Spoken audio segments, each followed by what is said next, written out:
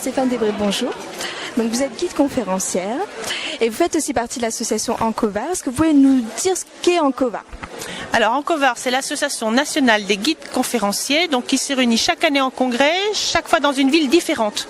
Donc cette fois-ci, c'est organisé sur Lille et Roubaix, et donc pour beaucoup, c'est une découverte du Nord. Donc c'est important. Quel est l'enjeu de l'association, le but ?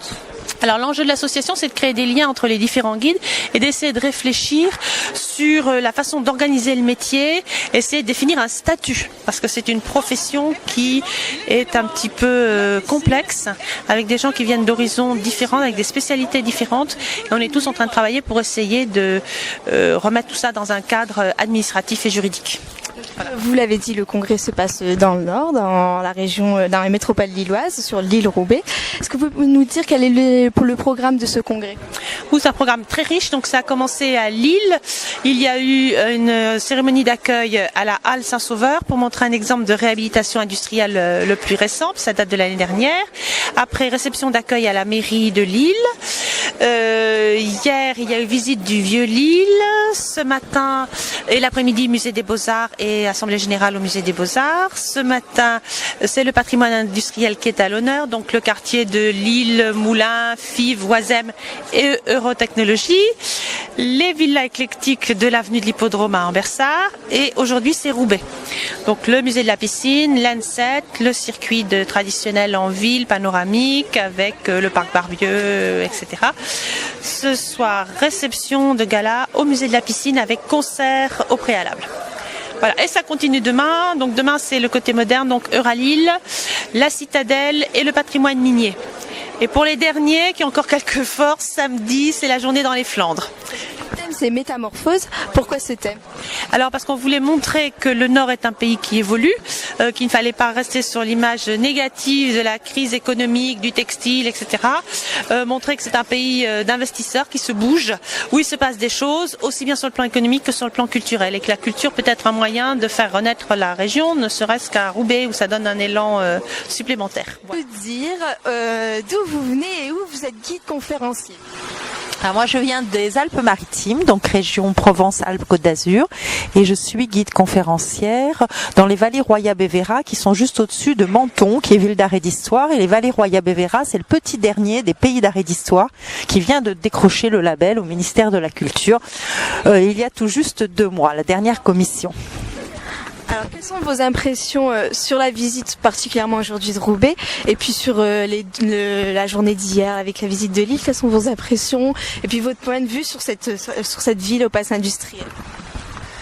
Donc je suis très impressionnée. J'ai trouvé les reconversions du patrimoine industriel vraiment très réussies. Impressionnée aussi par un art de vivre qu'on sent dans cette région du Nord-Pas-de-Calais. Moi, je découvre pour la première fois, je n'étais jamais venue, un patrimoine vraiment extrêmement riche. Donc toute cette richesse liée à l'industrie textile et donc des réhabilitations de ces anciennes usines que vraiment on a trouvé absolument remarquables, et on sent un très grand dynamisme, vraiment une volonté de développement, enfin pas seulement une volonté, on sent vraiment et puis toutes les activités de recherche, les universitaires qui sont très présents, enfin vraiment un très grand dynamisme culturel et économique. Vous pouvez déjà vous présenter, nous dire où vous êtes guide conférencière ? Isabelle Pierre, et je viens de Reims en Champagne donc, et c'est vrai que je suis complètement étonnée par Roubaix, parce que c'est vrai que Roubaix on quoi connaître, et en fait je m'aperçois que je connais pas du tout, et je découvre vraiment une architecture, beaucoup de briques qu'on trouve pas du tout en Champagne, donc oui, un émerveillement. Puis alors cette piscine là, c'est absolument fantastique. S'il y a un lieu que vous deviez retenir ou une image que vous deviez retenir de Roubaix, ce serait laquelle ? C'est évidemment cette salle superbe de la piscine avec le bassin et toutes les sculptures, mais surtout l'image que je retiens d'hier, c'est Roubaix qui est une ville qui a su vraiment rebondir, qui a vraiment eu de grandes difficultés économiques et qui a su faire de son patrimoine industriel une très belle réussite. Donc c'est vraiment bravo à tous ceux qui ont fait ce pari, parce qu'il est vraiment réussi. Alors, je m'appelle Léa Bedurftig et je suis guide conférencière à Avignon, à Arles, toute la vallée du Rhône, en fait, du sud. Provence, un peu Languedoc aussi. Donc, quelles sont vos impressions de cette visite, de cette journée à Roubaix, enfin, de cet après-midi à Roubaix?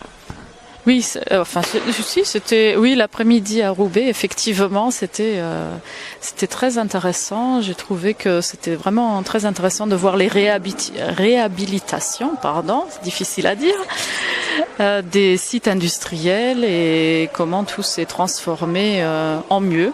C'est vraiment très très beau. Et puis j'ai admiré l'hôtel de ville, par exemple, qui est vraiment aussi très très intéressant. Voilà, enfin. C'est un peu le survol qu'on a fait, mais ça donne une bonne impression quand même déjà. Quelle est l'image que vous allez garder ou le lieu que vous allez garder en mémoire de Roubaix? Mais je pense un peu comme Isabelle, c'est-à-dire c'est vraiment la piscine, c'est un peu le monument phare parce qu'on y a passé un peu plus de temps aussi. Et puis il y a des collections étonnamment riches, je m'attendais pas du tout à ça. Je suis guide conférencier dans une ville d'art et d'histoire à Bourges, dans le Cher. Et donc, quelles sont vos impressions de cette journée de visite à Roubaix? Très favorable. On a ici de nombreux et bons exemples de restauration de patrimoine industriel, et la condition de la restauration, c'est que on leur a trouvé à ces bâtiments recyclés en quelque sorte un nouvel usage, puisqu'on ne peut pas imaginer investir dans une restauration si on n'a pas une solution à la sortie, hein. Donc il faut rentabiliser l'opération en quelque sorte, et ce qu'on a vu c'est réussi. Et le meilleur exemple, c'est ici la piscine, hein, c'est une reconversion fabuleuse. Quel est le lieu ou l'image que vous garderez de Roubaix? À part, outre la piscine, j'ai bien aimé la bibliothèque de l'école des arts et industries de Roubaix, là où nous étions tout à l'heure. Une bibliothèque à l'ancienne, je dirais, mais tournée vers l'avenir, hein. C'est encore des choses rares aujourd'hui, ce genre de confrontation du passé et du présent et de l'avenir.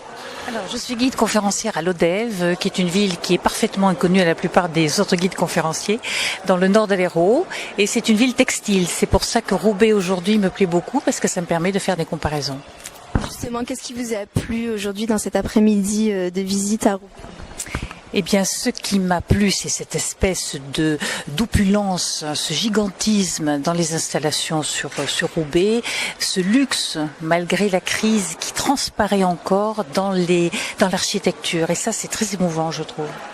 Quel est le lieu ou l'image que vous garderez de Roubaix? Alors, je sors de la piscine et j'avoue que c'est un lieu assez magique. J'en avais entendu parler, mais le fait d'y être, ça change tout. Et c'est un lieu qui se prête fort bien à l'exposition de statues. Et la sculpture est vraiment mise en relief. Et là, c'est un régal pour les yeux. Quelles sont les comparaisons que vous pouvez faire, vu que vous venez d'une ville qui est aussi au passé industriel, entre Lodève et puis Roubaix?